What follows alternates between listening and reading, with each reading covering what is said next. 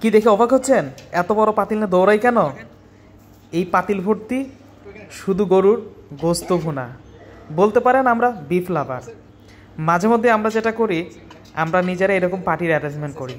আজকে যেটা রান্না হচ্ছে সেটা হলো 6 কেজি গরুর গোস্ত, 7 জন মানুষ, 7 জনে আমরা 6 কেজি গরুর গোস্ত খাবো। আমাদেরকে বলতে পারেন বিফ লাভার, কেননা আমরা মাঝে মধ্যেই এইরকম গরুর গোস্তের পার্টির আয়োজন করি। আর এখানে আমরা সবাই মিলে রান্না করি। বিশেষ করে আমরা যখন এইভাবে রান্না করি, এটার যে স্বাদ আর বাসায় নর্মালি যে রান্না করা হয় এটার সাথে অনেক ডিফারেন্স। এটার স্বাদটা অতুলনীয়। আমরা নিজেদের মতো করে মশলাপাতি নিজেদের মতো করে দিই, ওই রকম একদম পাই টু পাই রেসিপি করা না, এইভাবে রান্নাটা অনেক ভালো লাগে।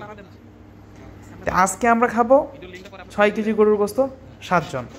একজন হাঁপাই গেলে আবার আরেকজন দেখতেছে, কেউ আবার বলতেছে যে দেখি লবণ কেমন হয়েছে, কেউ বলতেছে ঝাল কেমন হয়েছে, যার যার মতো একটু করে দেখে দেখে টেস্ট করতেছে। মানে এটা অন্যরকম একটা ভালো লাগা। দেখে কি মনে হচ্ছে স্বাদ কেমন হবে? এখন ফাইনাল স্টেজে দেখি কালারটা কেমন আসছে।